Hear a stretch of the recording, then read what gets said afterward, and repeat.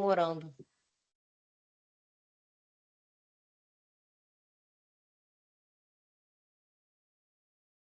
Não, ainda.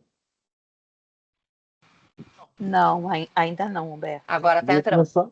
Foi? Agora Ok. tá indo. Então tá. Isso foi. Perfeito. Então, esse slide daqui, ele representa essa teatralização que eu fiz, de expandir o alvéolo. Tá? Então, eu começo a trabalhar com uma pressão ali de 5, por exemplo, que é a pressão expiratória positiva ao final da expiração. Significa que eu não deixo o ar sair do pulmão do meu paciente, ele sempre fica com uma pressão de 5 centímetros de água. Então, essa pressão de 5 centímetros de água seria a pressão a pressão que a gente considera como fisiológica, tá? A pressão que a gente trabalha para manter o alvéolo estável é uma das pressões mais baixas que a gente usa. Quando eu começo a trabalhar com BIPAP, deixa eu voltar aqui uma coisa. Esse daqui é uma representação do CPAP. Eu sei que agora começa a ficar um pouquinho mais confuso para quem não está habituado aos termos de pressão. Em ventilação não invasiva, a gente tem dois modos, basicamente. O CPAP, que é a pressão positiva contínua nas vias aéreas, que é esse que está representado aqui. E nós temos o BIPAP, ou bilevel, que é a pressão em 2 níveis. Tá? Eu vou explicar e sempre vou estar reforçando o que é cada um, tá bom? Nesse primeiro momento aqui, do lado esquerdo, eu tenho a respiração espontânea, ó, fase positiva e fase negativa. Agora eu represento aqui no primeiro momento, agora com 10 centímetros de água.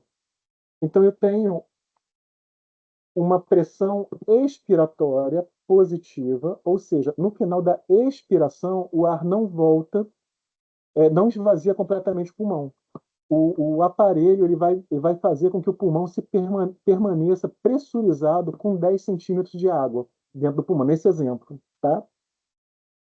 Isso ajuda pra caramba, porque isso vai estabilizar o alvéolo, isso vai recrutar o alvéolo, isso vai melhorar a oxigenação.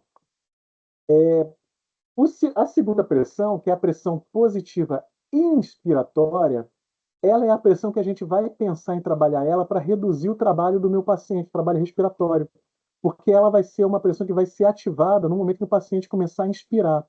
O aparelho de BIPAP, ele percebe o esforço inspiratório do paciente e lança um fluxo adicional que vai gerar uma pressão. Então é esse fluxo que insufla os alvéolos e empurra a caixa torácica e faz o paciente perceber que ele não precisa contrair os músculos com tanta força. Então eu vou trabalhar uma pressão expiratória positiva, o EPAP, que é para não deixar o pulmão esvaziar, colabar, e uma segunda pressão, que é o IPAP, a pressão inspiratória, que é a pressão que vai ajudar, que vai reduzir o esforço respiratório da musculatura, o esforço da musculatura respiratória. Então, ele ainda me dá uma variável matemática aqui interessante, que é o que a gente chama de pressão de suporte, ou delta, ou a diferença entre o IPAP e o EPAP. A gente pode chamar como quiser, tá? Mas essa diferença, ela é importantíssima também. Quanto maior a diferença, maior o meu volume corrente, maior a minha variação de volume do meu alvéolo. O meu alvéolo fica pequenininho, depois ele fica grandão. Então, se eu tenho uma diferença pequena, o alvéolo fica pequenininho e um pouquinho maior. Se eu tenho uma diferença muito grande, ele fica pequenininho e depois muito grande. E aí é que tá. Se eu preciso melhorar a oxigenação desse meu paciente, se eu preciso lavar o CO2 desse meu paciente, eu vou trabalhar com variações de pressão maior. Eu vou trabalhar com um EPAP mais baixo e um IPAP mais alto. Essa diferença, pela literatura científica, eles recomendam que não ultrapasse 10 centímetros de água. Nesse exemplo daqui está com a diferença de 12. Tá? Mas o recomendado pela literatura, em pacientes pneumopatas, é que isso não ultrapasse 10 centímetros de água. Como nós temos também pacientes que não são necessariamente pneumopatas, como pacientes neuromusculares, como pacientes com amiotrofia espinhal, distrofia muscular de Duchenne, que podem chegar na emergência ou no ambulatório agudizados, com esforço respiratório muito alto, sem ter um problema pulmonar, né? Eles não estão com a pneumonia, por exemplo. Nesses pacientes que têm um pulmão saudável, né? O problema desses pacientes é a contração muscular. Nesses pacientes, a gente pode trabalhar com pressões maiores. A gente consegue a gente já começa no 10, porque o pulmão é saudável. Tá? Essa é uma curiosidade. tá? É a exceção que confirma a regra, no caso, né? Então, assim, não estranhe quando chegar um paciente com distrofia muscular ou amiotropia espinhal e esse paciente trouxer de casa o BIPAP e vocês ajustarem, olharem o BIPAP e ter uma pressão, uma variação de pressão de 12, 13, esse delta, isso é normal, isso é o esperado, isso é o que é recomendado pela literatura. A gente vai ter variações limitadas a 10 quando o paciente tiver uma doença pulmonar. Tá? Um paciente com uma pneumonia, uma broncodisplasia, uma broncodisplasia, sim, tiver uma bronquiolite, aí a gente não faz essa distinção tão grande. Tá? Então, quando a gente fala BIPAP, né, é o IPAP, a pressão inspiratória, mais a pressão expiratória. Eu trabalho com 2 níveis de pressão. Esse gráfico daqui é para a gente comparar. Olha só o que acontece. Nesse primeiro, eu estou trabalhando apenas com um nível de pressão. Esse daqui é o exemplo de um CPAP com 15 centímetros de água. Esse daqui é um CPAP com 5 centímetros de água. A margem azul é onde está o volume de ar do paciente, o volume corrente acontecendo. Com 15 centímetros, eu distendo bastante o meu alvéolo, isso é ótimo. Só que olha só, cara, eu tenho um fluxo sendo jogado para a via aérea do meu paciente.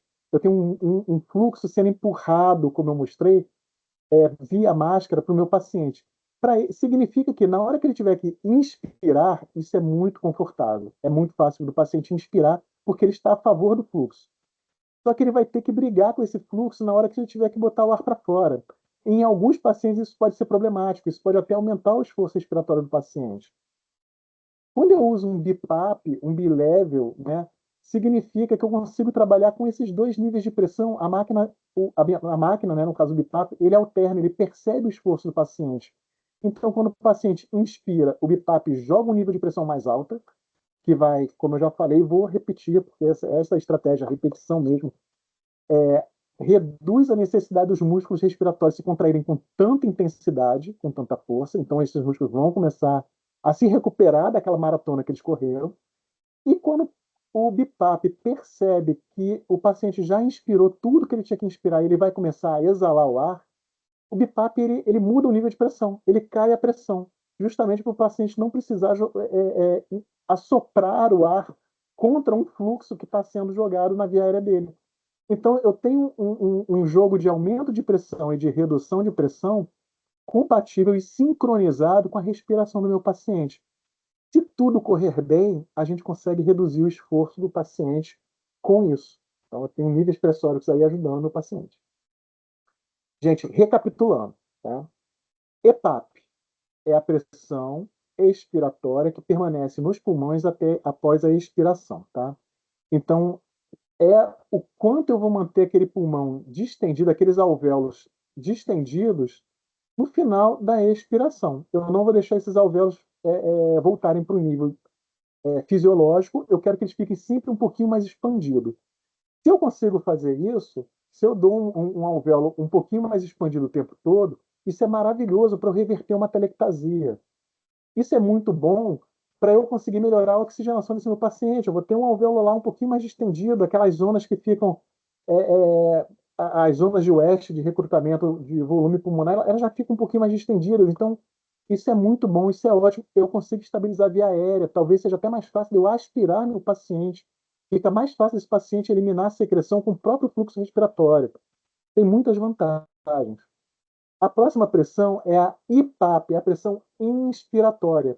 É aquela pressão que o aparelho envia para o pulmão do paciente, joga na via aérea do paciente, no momento que ele percebe que o paciente está inspirando, está puxando o ar. Então a máquina percebe o esforço inspiratório, joga um fluxo adicional que vai se traduzir em pressão, e como eu já falei, acabei de falar há pouco tempo, isso vai reduzir a necessidade dos músculos se contraírem com tanta força que o paciente respirar. Então vai dar um repouso respiratório para o meu paciente. E uma coisa muito interessante, na VNI é o paciente quem determina a frequência respiratória. O aparelho, é possível que a gente faça uma ventilação com uma frequência que a gente determina, mas o ideal é que o paciente próprio determine a sua frequência respiratória, o paciente procure também influenciar o volume com que ele está puxando o ar. A função do BIPAP é apenas manter toda essa estabilidade pulmonar do paciente. E aí, em termos bem práticos, né? Quando é que a gente pensa em instituir uma ventilação não invasiva para o paciente? Essas são recomendações gerais, tá bom? Claro que a gente tem inúmeras nuances acontecendo. Nós recebemos pacientes com doenças crônicas, pacientes com doenças raras, pacientes com doença neuromuscular, doença pulmonar, doença neurológica, todo tipo de doença. Então, essas regras, a gente precisa avaliar caso a caso. Mas, de modo geral, é isso. Paciente dispneico, paciente taquipneico, paciente com uso de musculatura acessória, paciente com sinais de desconforto respiratório, paciente com uma PCO2 maior do que 45 e um pH menor que 7,35. Então, o paciente que está retendo CO2, em outras palavras, é um forte candidato para o BIPAP. Esse paciente que retém CO2 normalmente é o neuromuscular. O que a gente vê mais é o neuromuscular que isso acontece. Tá? E aí, como eu falei, a gente precisa avaliar todo caso de dispneia, a gente coloca VNI, às vezes não, às vezes o paciente está com tá taquipneico, mas ele já está controladinho, ele se estabilizou, a gente não está vendo ele numa curva de pior, a gente conseguiu estabilizar ele com oxigênio, com a medicação, com broncodilatador. Então, esse paciente ele já não é um candidato a VNI. A gente tem recursos limitados no hospital. Inclusive, o número de aparelhos de BIPAP, o número de circuitos do BIPAP. Então, a gente tem que ter o uso racional desse material. Se o paciente está taquipneico, mas ele está estável, saturando bem, ele não tem nenhum sinal de agravamento, está lá com uma telectasia pequenininha, mas a gente fala assim, puxa, tá ok, está telectasiado, mas será que realmente vale a pena a gente pegar um aparelho? A gente tem que raciocinar, pelo menos eu raciocino isso o tempo inteiro. Vale a pena, nesse momento, eu disponibilizar um aparelho para esse paciente, sendo que a qualquer momento eu posso ter alguém entrando na emergência com um agravamento, eu posso ter um paciente na enfermaria que vai vir do CTI precisando de um BIPAP, eu posso ter um paciente que vai agudizar na enfermaria.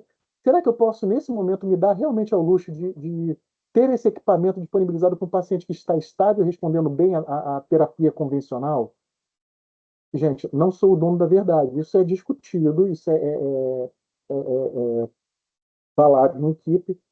Eu estou sendo o mais honesto possível. Essa é a minha forma de pensar. Tá? Eu sempre acabo pensando no pior cenário possível de, caramba, eu só tenho um aparelho e eu vou usar uma criança que está bem. Não sei. É discutir com a equipe. Tá? Pode ser que daqui a um tempo eu mude essa proposta, mas a ideia é um pouquinho nessa. A gente tem que pensar também nos limites que a gente tem de equipamentos. Quando não pensar em VNI, quando essa VNI não é legal da gente instituir nos pacientes, pacientes com instabilidade hemodinâmica, pacientes com arritmia, esses não são pacientes para VNI, porque esses pacientes precisam ser melhor monitorados, ter a melhor monitorização ventilatória possível. E o aparelho de BIPAP são aparelhos portáteis, tá? Por mais tecnologia que você coloque neles, eles não se igualam a um ventilador mecânico, pelo menos até o momento, né? Nos que a gente tem disponível no hospital. A tecnologia que a gente tem, ela ainda não é tão boa assim, então eu não consigo monitorar direito esse meu paciente, eu não tenho uma aferição precisa do volume corrente desse paciente. As pressões ventilatórias ele também tem uma margem de erro ali, aonde eu preciso, em um paciente onde eu preciso ter esses valores muito bem controlados. Então não é recomendável fazer em pacientes com alterações hemodinâmicas e arritmia. Pacientes com alto risco de broncoaspiração. Isso, em particular, os pacientes com máscara. Então, aquele paciente que vomita, está vomitando muito, aquele paciente que não consegue manejar a secreção da via aérea, da saliva, a gente precisa avaliar muito bem. Aqui está com uma avaliação absoluta, mas na prática a gente acaba usando. Mas esse paciente que tem um risco muito elevado de ele broncoaspirar é perigoso, porque quando eu coloco a máscara, se esse paciente vier a vomitar, pode acontecer de ninguém ver, pode ter um momento que a mãe tenha saído de perto do menino e ele vai broncoaspirar, porque a máquina vai estar jogando pressão lá com o líquido que vazou para a máscara. Tá? Pacientes com trauma de face também não é bom, porque, obviamente, para eu fixar a máscara do BIPAP, eu preciso colocar um pouquinho de pressão. Então, dependendo do trauma na face, isso vai dificultar, se tiver uma fratura ou então até ferimentos no rosto, ele vai dificultar o processo de cicatrização, tá? Pneumotórax não tratado, que é isso daí, obviamente, né, igual ao da ventilação invasiva. Se o pneumotórax não está tratado e eu jogar pressão positiva, eu vou apenas aumentar esse pneumotórax. Então, esse não tratado aqui é uma observação, porque se esse paciente estiver com dreno, eu posso fazer VNI nele. Pode ser uma forma de eu recrutar mais rápido esse pulmão, mesmo ele estando com dreno. Tá? As contraindicações relativas. Paciente não cooperativo, eu confesso para vocês que até hoje essa é a maioria dos pacientes, poucos são cooperativos, né? As crianças, algumas crianças com a VNI elas relaxam, né? Depois de um tempo, normalmente elas brigam muito, mas depois elas dão uma relaxada, porque elas conseguem aquele repouso respiratório, mas existe um primeiro momento de estresse. Mas tem paciente que não se adapta, tem paciente que chora o tempo inteiro enquanto está com VNI. Então, nesse paciente, a gente precisa avaliar realmente se seria uma contraindicação ou se vale a pena a gente insistir. Tá? Paciente em pós-operatório de trato digestivo alto, porque a VNI via máscara ela pode gerar aerofagia, então pode atrapalhar também o pós-operatório desses pacientes. Pacientes com má adaptação à máscara. Essa má adaptação ela se refere tanto ao paciente que fica agitado porque tem uma máscara no rosto, quanto aquele paciente que tem uma alteração no craniana e tem uma má formação no crânio, um crânio assimétrico, e eu simplesmente não consigo adaptar a máscara, porque a máscara é simétrica e planejada para um rosto simétrico. Quando eu tenho um paciente com uma plagicefalia, uma assimetria craniana, pode ser que aquela máscara fique sambando, ela não consiga fazer uma boa oclusão. Então, o tempo inteiro o BIPAP vai estar disparando, porque ele vai estar mostrando uma fuga de ar. Então, pode ser que para esse paciente não seja uma indicação, seja mais interessante, claro, discutindo e vendo qual é a situação, fazer a intubação desse paciente ou tentar um outro recurso, né, um outro tipo de máscara, enfim. Aqui, relativa à necessidade de sedação, né, o paciente que precisa ser sedado não é legal, porque o BIPAP a gente usa um modo ventilatório chamado ST, onde se o paciente parar de respirar, o BIPAP ele entrega uma frequência respiratória pré-determinada. Mas isso não é o recomendável, tá? Mas aquele paciente que está muito sedado e ele parar de respirar, a máquina começar a trabalhar por ele, aí isso fica perigoso. Também é uma questão de segurança do paciente. Se o paciente tem uma redução do nível de consciência, tem uma redução do drive respiratório e o BIPAP dá esse suporte, existe sempre o risco virtual da máscara se desconectar, da máscara perder, a máscara perder um pouquinho da vedação dela e ela não entregar e esse paciente agravar. Então é uma questão de segurança do paciente, porque se for uma sedação intensa do paciente, né, se for uma sedação grande. Necessidade de um fluxo de oxigênio muito alto. Também é uma contraindicação relativa, porque significa que talvez esse paciente precise realmente ser entubado.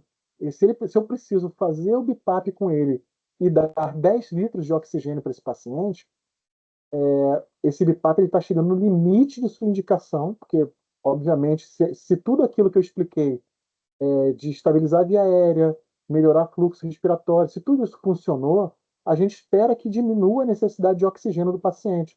Se ainda assim ele precisa de um fluxo de oxigênio muito alto, significa que talvez o BIPAP não esteja fazendo o seu papel, significa que talvez esse paciente esteja mais grave do que o BIPAP pode ajudar ele, e talvez ele precise evoluir para uma intubação orotraqueal. Isso definitivamente não significa que é uma incompetência da equipe, uma falha terapêutica, significa simplesmente que o paciente está grave e que ele precisa de uma ventilação invasiva. Um paciente com hipoxemia refratária, aquele paciente que você colocou o BIPAP, ele cai a saturação e essa queda não é temporária. A gente até espera que reduza um pouquinho a saturação e que depois ela suba novamente. Eu vi que alguém levantou o braço. A Carla, né? Foi. A Camila falou que se Sim, apresenta no eu final, fiquei com mas, uma dúvida. Você prefere que pois não. pergunte no final? Não, para mim não tem problema. Vamos Ah, agora. tá. Sabe aqui que eu fiquei com dúvida? Assim, em Sim. vários serviços eu já vi fazer Precedex de rotina, quando coloca em BIPAP e a criança não está adaptada de forma segura, assim. E assim, eu fiquei um pouco na dúvida nesse quesito. Não usar nunca, assim, Não, ajuda, não. né? Não, não é. É o que a gente brinca falando que é o cheirinho. Tá, vários, É, vários Vários serviços para dá um cheirinho seu dia para dá um cheirinho para essa criança Um ficar tranquilinha. Precedex ajuda muito. Isso. É uma contraindicação relativa, né? Essa necessidade de sedação ela não é absoluta, né? Então, assim, não significa. Se a gente der um pouquinho só para a criança se acalmar e ela permitir a adaptação, isso não tem problema, tá? Eu interpreto essa contraindicação quando é aquele paciente onde eu preciso realmente que ele apagar o paciente, preciso que ele Ah, fique sim. dormindo, que, cara, isso talvez não seja legal, isso talvez não seja seguro para o paciente. Mas dá Ah, tá. o cheirinho, como muita gente fala, eu vou dar um cheirinho só para ele É, ficar tranquilinho. ajuda Ok, bastante. ajuda. Tá. Os relatos que eu tenho dos locais que o pessoal faz de rotina isso, é como você falou, assim, sempre faz antes de BIPAP. Os relatos que eu tenho realmente são relatos mais positivos, de períodos mais tranquilos de adaptação. De Porque início, quando, melhor, entendeu? Assim, aquela pequena dose, eu acho que a gente podia, não sei, conversar, porque a pequena dose do Precedex ajuda bastante, ainda mais aquelas crianças que têm muito medo da máscara, aquela primeira meia hora, uma hora, e depois você vai diminuindo, até cancela, mas, né, lógico que eu entendi o que você falou, a criança não pode estar entregue, mas talvez não usar prejudica também acoplar, não sei. não, É uma precisa, dúvida. eu acho que sim, É, eu concordo inteiramente. Eu concordo inteiramente. tá bom. E também eu agradeço, porque isso Desculpa. facilita muito a vida do fisioterapeuta, porque às vezes você tem que Muito. pegar e segurar a criança, ficar, meu Deus, Pois quando é que essa é. criança vai ficar calma? Né? Eu concordo com você. Tá? Ah, Tá então tá certo, bom. tá? Beleza. Desculpa aí interromper. Não, sem problema, estamos aqui para isso, trocar a figurinha. É isso. Tá? Obrigada. Na, vou compartilhar agora.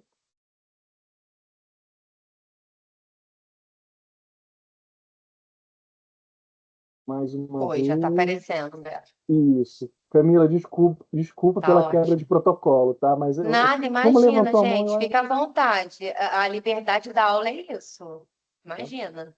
e claro, fica muito melhor no final, gente. Mas, Não, assim, eu entendo imagina. perfeitamente que em alguns momentos o timing é necessário ser aquele. Sim. Tá? Então, seguindo, um pequeno delay para mudar a tela. Ok. Então, começamos o BIPAP, tá? E a gente tem os critérios de sucesso. Quando que eu digo que, ok, eu fiz o meu BIPAP, ele está cumprindo o seu dever? É quando eu acompanho esse paciente, o protocolo, né, a recomendação é que sejam 30, 60 e 120 minutos, uma avaliação da gasometria e uma avaliação clínica desse paciente. Claro que, assim, o paciente estabilizou com 30 minutos, a gente não precisa colher outra gaso, né? 20, paciente, enfim. Então, a gente espera, a gente considera um sucesso. Quando eu tenho uma melhora gasométrica do meu paciente, ou ao menos quando ela se estabiliza. Tá? Pode ser que aquele paciente esteja num curso de piora, que a gente está vendo ele piorar gradativamente, e quando a gente inicia a VNI, essa piora para. Então a gente fala assim, nossa, bom, ok, ele vinha piorando, ele estabilizou. Vou considerar, ou posso considerar isso, como um critério de sucesso temporário e vou precisar acompanhá-lo, porque eu quero que, depois que ele estabilizou, ele melhore. Tá? Eu tenho a redução da agitação do meu paciente, eu tenho a redução da frequência respiratória. Alguns livros e alguns trabalhos recomendam que seja 10%. 10% de redução da frequência cardíaca e respiratória já é considerado como sucesso. Tá? Eu não fico calculando muito isso, porque normalmente ou o paciente estabiliza ou ele tem uma melhora até mais significativa do que isso, tá? Dos 10%. Redução do trabalho respiratório, aí a gente não tem uma escala, isso é no olhômetro mesmo. A gente vai olhar, a criança estava fazendo batimento de asa no nariz e não está mais, estava fazendo tiragem de púrpura não está mais. Ele reduziu a frequência respiratória e diminuiu esses outros sinais. Então, assim, ok, isso é um sinal de sucesso, sinal que esse paciente se adaptou bem, ele não agitou, não está brigando e está tendo uma melhora gradativa. Outros critérios podem ser utilizados, mas eles não têm um respaldo tão grande na literatura. Mas, claro, no dia seguinte, se for um paciente atelectasiado, um paciente hiperinsuflado por causa de uma pneumonia, de um broncoespasmo, a gente pode estar acompanhando a radiografia desse paciente, pode acompanhar pela ausculta também. Ele não é um método digamos assim, de publicações científicas, porque ele é do nosso dia a dia, ele é o conhecimento tácito, né? O conhecimento da prática beira-leito do paciente. Mas olha, se eu escutar o paciente, antes estava uma escuta muito reduzida, apliquei o BiPAP, vi que diminuiu o esforço, vi que melhorou a saturação, eu consegui diminuir o oxigênio, e eu percebi redução nos ruídos adventícios, uma melhora no volume total do murmúrio vesicular desse paciente, mesmo que isso não seja quantificável, assim, eu sei que a gente está numa universidade, um hospital, escola, mas algumas coisas assim a gente vai no dia a dia, a gente vai mesmo no olhômetro. Assim, nossa, eu acho que a escuta melhorou e eu acho que também diminuiu os ruídos adventícios. Então, isso também a gente entra como critério de sucesso, mas os principais são esses, né? O critério de sucesso, claro que a gente tem que elaborar isso melhor no dia a dia.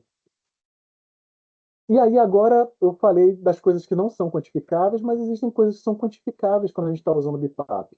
Tá? Eu vou começar aqui pelo quadrinho aqui da esquerda inferior, tá? E a gente precisa registrar, tá? Isso daqui. Não é só colocar o paciente em BiPAP, eu preciso dizer em qual modo ele está. O modo de BiPAP é igual ao modo ventilatório, tá? Só que eles são os modos muito simples. É modo S, ST, T e CPAP.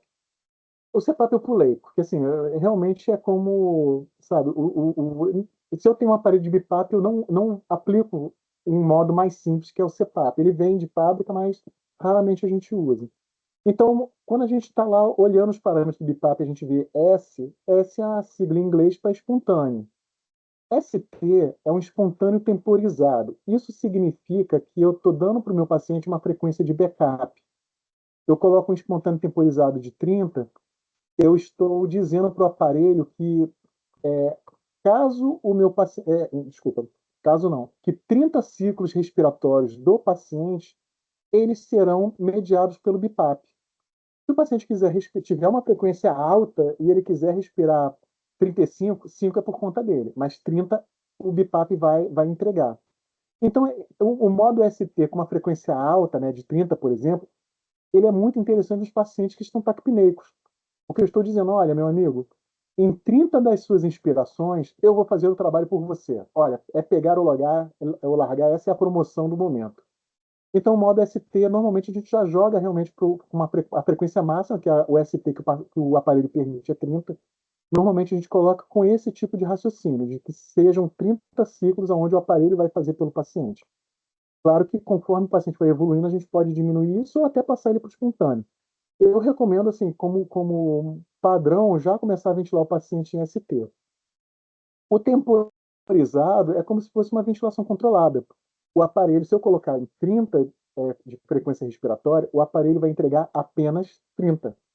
O paciente pode até respirar entre um e outro, mas ele não vai variar a pressão.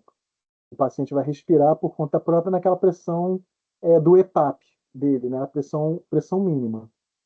Não é muito legal, também não faz muito sentido. O melhor mesmo é o ST.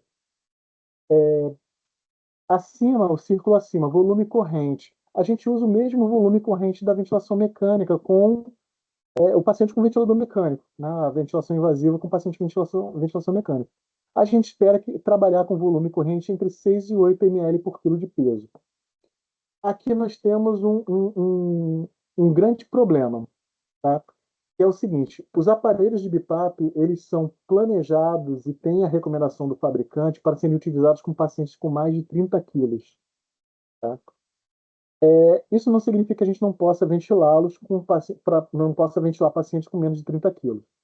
Isso diz que o fabricante ele não pode garantir, não consegue garantir que as leituras de volume corrente, a leitura, se o paciente fizer uma apneia, talvez o aparelho, desculpa, o aparelho detecte a apneia, talvez o aparelho não detecte o esforço respiratório do paciente, quando ele puxar o ar para o ar entrar, talvez a máquina não entenda isso como esforço respiratório, porque é um paciente muito pequenininho, tem um volume corrente muito baixinho, e o aparelho não tem a sensibilidade para isso. Isso também pode ser o motivo pelo qual alguns pacientes, quando dormem, o aparelho começa a apitar o alarme de apneia. É simplesmente porque a criança dormiu, diminuiu, né, o esforço respiratório, como acontece quando a gente dorme, e ele ficou tão baixo que a máquina simplesmente não detecta. Então, esse volume corrente ele não é muito confiável para crianças com menos de 30 quilos. Embora seja uma variável que a gente leve em consideração, a gente precisa sempre considerar que não é muito preciso nos pacientes com menos de 30 quilos. O próximo, a gente precisa registrar e monitorar o principal, né, agora que é a principal variável do BIPAP, que são as pressões inspiratórias e as pressões expiratórias. Considerando assim, esse triângulo é o delta, tá? Então eu tenho o IPAP. O IPAP menos o EPAP é complicado, eu ficar falando um monte de PAP. Isso sempre me confundiu quando eu era estudante. Eu subtrair a pressão expiratória da pressão inspiratória, eu vou ter uma diferença. Essa diferença é o delta, tá? E o delta, ele é meu aliado. Eu vou trabalhar com deltas maiores, como eu falei antes. Quando eu quiser melhorar a oxigenação desse paciente, quando eu quiser lavar o CO2 desse paciente, eu vou trabalhar com deltas menores e vou reduzir esse delta e vou reduzir as pressões quando eu estiver pensando em interromper o BIPAP desse meu paciente. Então, o processo de redução de pressão, eu preciso considerar também o delta. Porque imagina só, eu estou com um paciente que eu começo a trabalhar com os parâmetros iniciais, eu vou falar no próximo slide, no próximo, no seguinte. A gente começa com, vamos supor, com uma pressão expiratória de 4 ou 5, que é o que a gente considera como fisiológico, e aí, dependendo da literatura que você vai dizer, não, que não existe pico fisiológica, mas vamos chamar assim, para fins práticos, que seria a pressão inicial do meu paciente, a pressão fisiológica dele é um 4 ou um 5 de pressão. E eu preciso ter um delta de pelo menos 4 centímetros de água. Então, isso vai me dar um paciente que ventile com um BIPAP com 5 por 9, por exemplo, uma diferença de 4 centímetros. Se esse paciente ele está grave, ele vem um momento grave e chegou, por exemplo, eu precisei utilizar 16 por 10 de delta, né, da IPAP e EPAP, se esse paciente começa a melhorar e eu resolvo, por exemplo, tirar o BIPAP para fazer um repouso de face ou para testar se esse paciente tolera, entende que a despressurização ela é muito brusca. Ele estava com 15 de pressão por 10 e de repente ele vai para a pressão de ar ambiente. Isso não é legal, tá? Isso não é um desmame legal. O certo é a gente fazer uma redução desses valores do IPAP e do EPAP, reduzir o delta quando tiver com uma diferença de 4, é onde a gente considera interromper o BIPAP e começar os trabalhos de desmame, de repouso de face, de desmame, dessa maneira, tá? A gente pode registrar também o tempo inspiratório. Tá? O tempo inspiratório, a máquina ajuda a gente nisso. Isso pode ser um motivo de desconforto do paciente, um tempo inspiratório muito curto, um tempo inspiratório longo demais. Crianças menores, tempo inspiratório menor, a gente usa a mesma regra também lá da ventilação mecânica. Tá? Crianças menorzinhas, a gente vai trabalhar com um segundo e meio com crianças maiores. Crianças com crise de asma, o broncoespasmo, a gente tende a trabalhar com tempos inspiratórios menores também. Enfim, isso a gente vai trabalhando caso a caso, a gente vai discutindo e vai vendo, até porque às vezes é muito tentativa e acerto. A gente vai ajustando um parâmetro ou outro, vai vendo como é que o paciente fica confortável. E a VMI ela não é livre de complicações. A gente tem que estar atento a essa. A principal eu já coloquei logo de frente, que é a necrose facial. Tá? No começo, quando a gente começou a usar o BIPAP na enfermaria lá, olha, bota tempo nisso, tá? Não existia um controle. A gente chegou a fazer algumas lesões de face nos pacientes e a gente agora tem uma preocupação, mas a gente espera que isso não aconteça mais. Então, necrose facial, eu trouxe algumas ilustrações, umas imagens para mostrar, é alguma coisa que a gente precisa ficar atento o tempo inteiro, tá? Principalmente porque isso pode gerar processo para o hospital. Tem a questão de distensão abdominal também. Esse paciente pode fazer uma aerofagia. Para minimizar a aerofagia, um recurso é colocar uma sonda nasogástrica e deixar essa sonda aberta. E aí aquele excesso de ar que o paciente eventualmente deglutiu, né, foi para o estômago, ele tem uma saída ali e isso diminui o desconforto do paciente. A aspiração de conteúdo gástrico, como eu falei, se o paciente tiver um refluxo, se esse paciente, enfim, acabar, ele pode broncoaspirar secreções, né, gástricas, secreções de via aérea. Esse paciente ele pode ter uma hipoxemia transitória. E aí é que é difícil também da gente identificar. A gente pode colocar o paciente em BIPAP e, num primeiro momento, precisar aumentar o fluxo de oxigênio para manter a mesma saturação que ele estava antes. Mas isso, idealmente, no melhor dos mundos, ele vai ser, ou não vai acontecer, ou vai ser transitório. A gente vai aguardar uns 15, 20, 30 minutinhos e, e ver se a gente consegue reduzir novamente o oxigênio, que é só um período de adaptação do paciente, tá? Ressecamento nasal, oral e de conjuntivas, por causa da máscara. A máscara lá está jogando um ar seco no paciente, então isso pode acontecer também, inclusive até com sangramento nasal, infelizmente. Barotrauma é sempre relatado na literatura, mas eu nunca vi, sinceramente, falo para vocês, nem em congresso, nem artigo, eu nunca vi barotrauma em VNI. Tá relatado, eu não conheço nenhum caso, a gente respeita porque isso está relatado, e ele é consequência de pressões muito altas. Então, paciente que está precisando de pressões muito grandes, né, além de ser uma contraindicação da VNI, porque está significando que aquele aparelho não funciona, não está cumprindo seu papel, eu ainda tenho risco de lesionar meu paciente. Esse daqui são dois pacientes, os dois com lesão de face, tá? Eu cobri os olhos aqui, então, assim, um paciente neuropata, que é esse paciente aqui da direita, e uma outra bonitinha aqui também que machucou. O protocolo ideal, né, no mundo ideal para a gente evitar a necrose facial, o ideal é a gente alternar as interfaces. Então, eu tenho uma interface que cobre o rosto todo, como dessa imagem, né, a máscara facial total.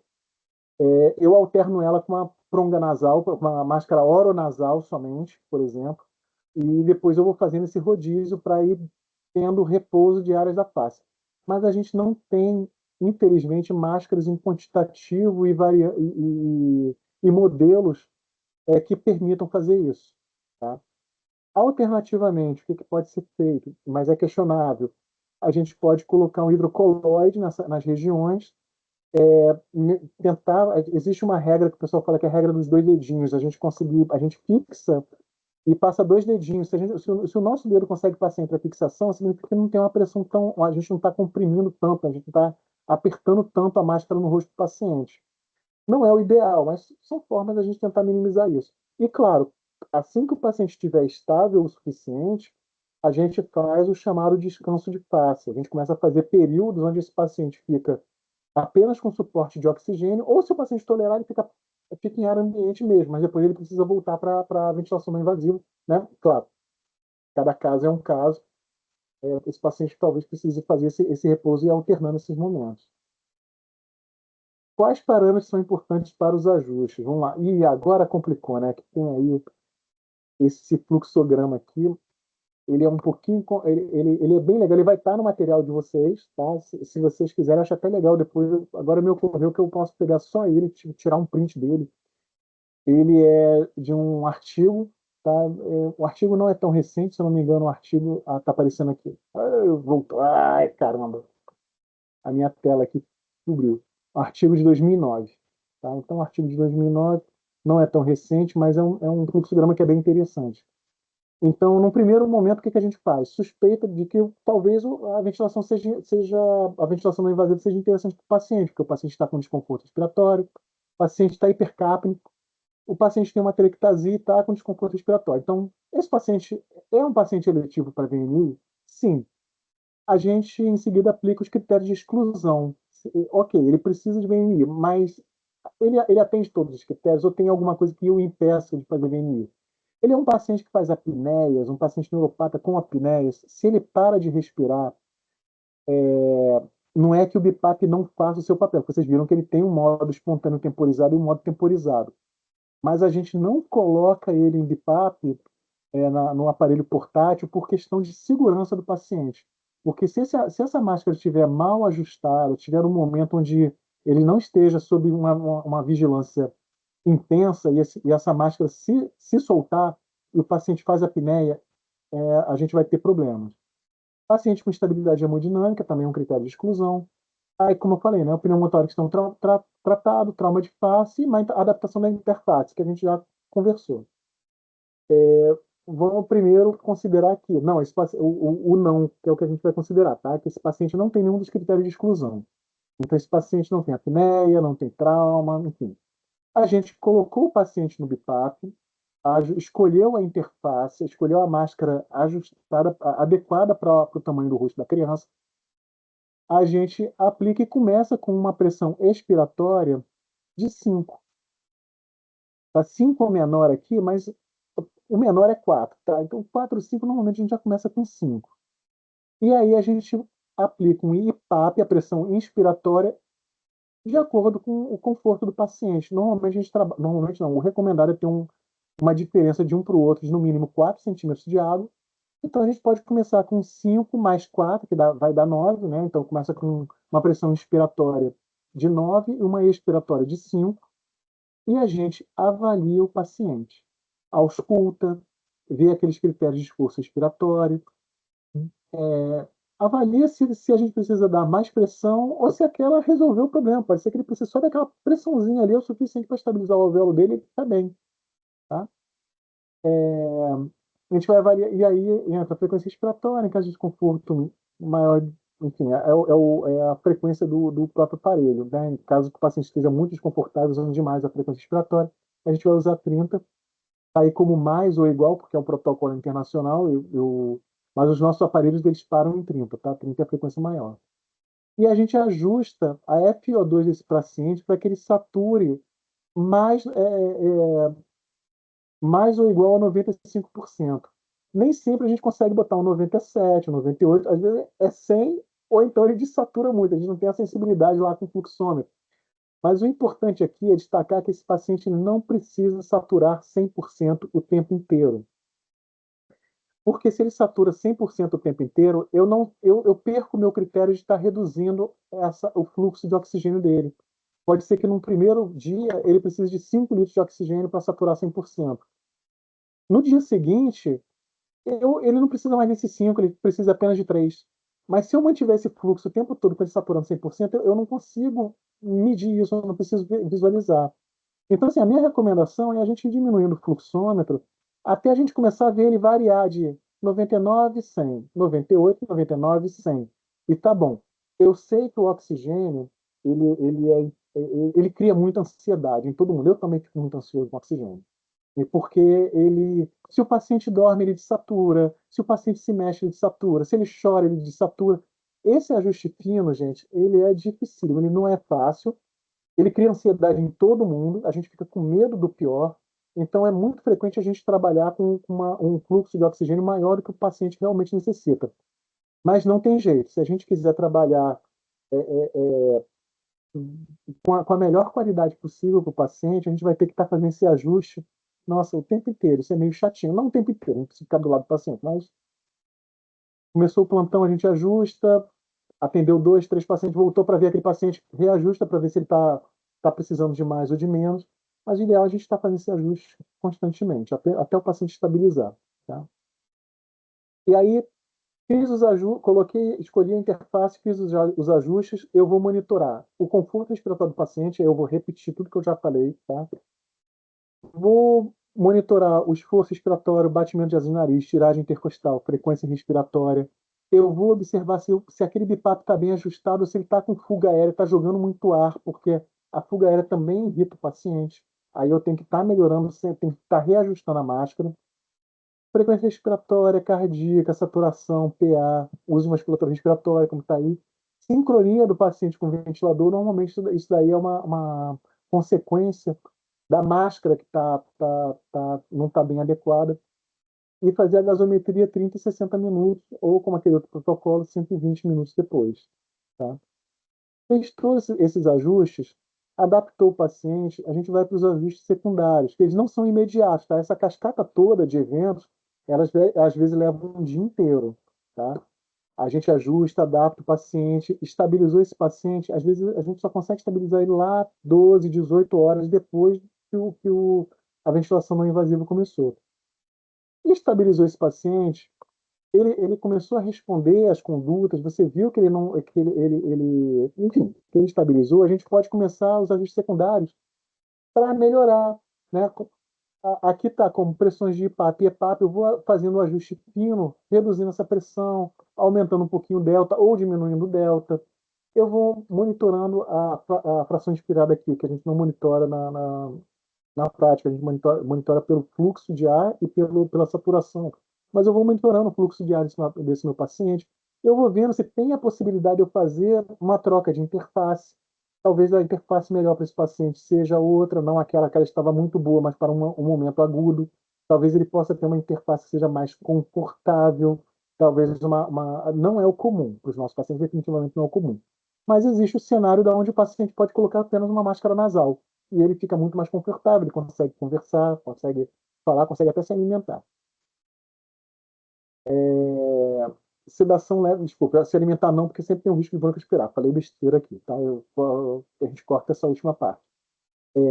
Se alimentar é só quando ele está com oxigênio nasal. E está ajustando a sedação desse paciente também, essa sedação leve do paciente, aí, como a Carla levantou muito bem essa questão.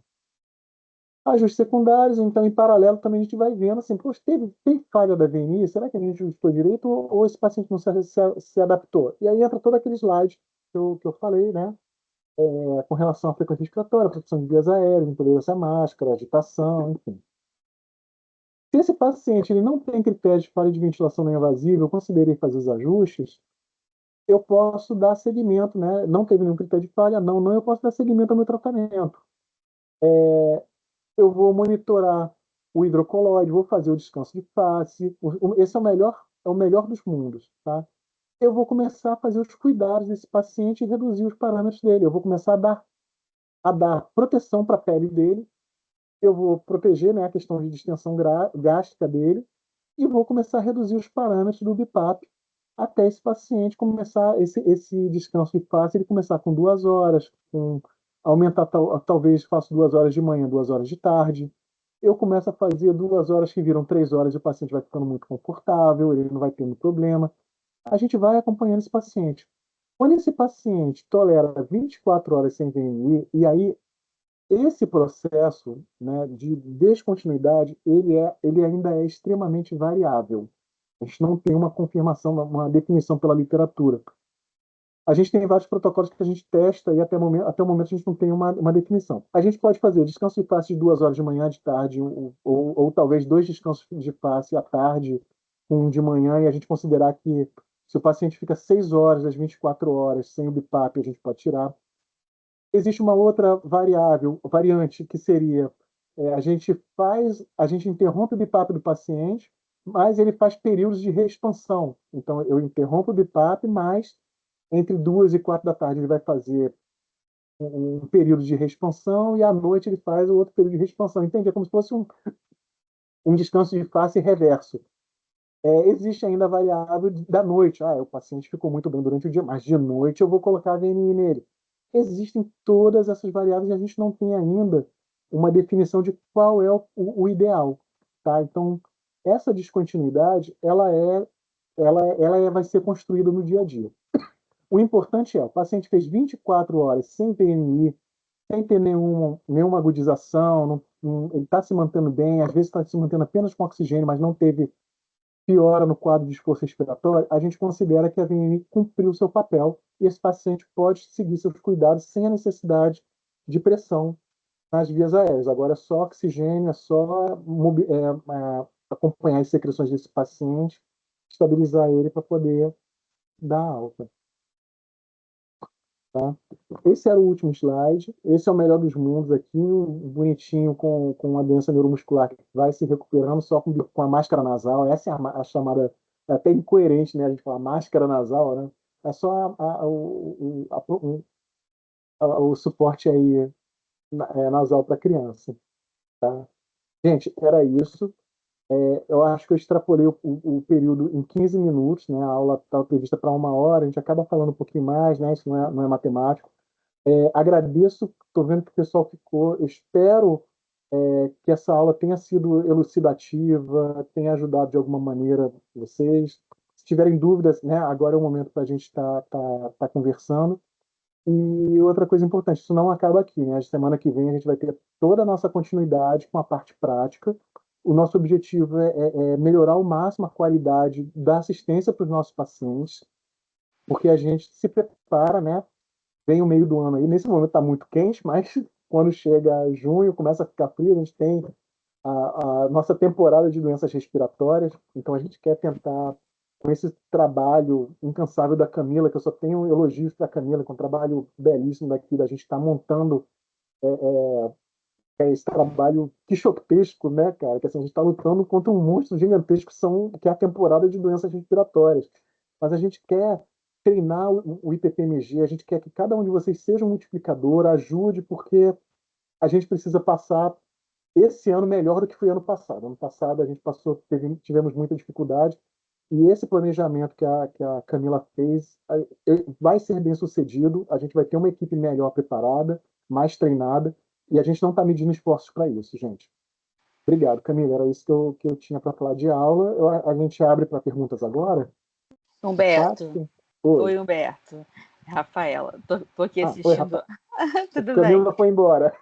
Ela tá aqui, mas eu vou agora coordenar o final. O que eu ia sugerir? De repente, abrir para 2 perguntas só por conta do avançar da hora, e quem tiver dúvidas pode perguntar para você na próxima semana durante a atividade prática, né? Você vai ficar Perfeito. full time lá todos os dias, 2 horários por dia, então assim. Gente, olha só, eu posso completar, Rafaela? Pessoal que Claro. está assistindo, eu tenho a paciência de chinês aposentado, tá? Então, assim, me viu no corredor, tem uma dúvida, quer falar, pode me parar no corredor. Ou quer mandar no WhatsApp, tem um monte de gente que tem meu WhatsApp. Então, meu WhatsApp tá no mundo aí. Eu nem sei o que mais, não tenho mais esse tipo de vaidade no passar o meu WhatsApp. Para colega de trabalho, o WhatsApp está à disposição, tá? Então, vocês podem mandar à vontade. Pode me encontrar no corredor, pede para falar. Se preferir, lá na hora, a gente tira dúvidas também.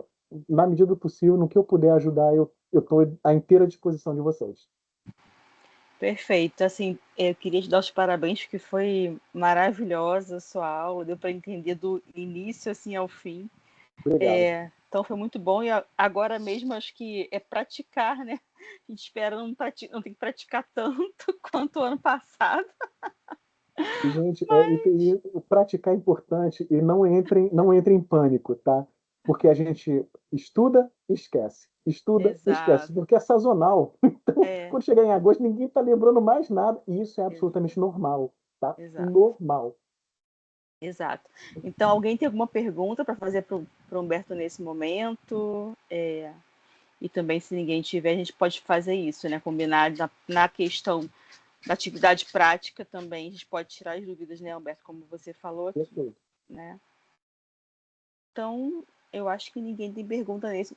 Acho que todo mundo está cansado, tá todo mundo cansado por conta do horário, enfim.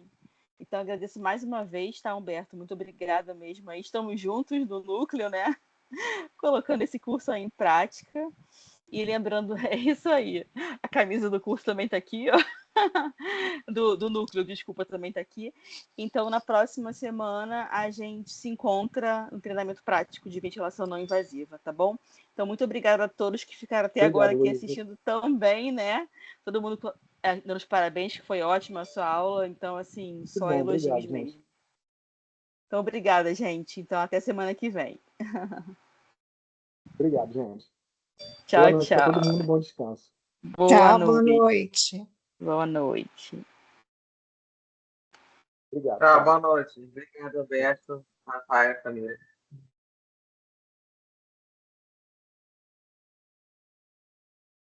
Boa noite, gente.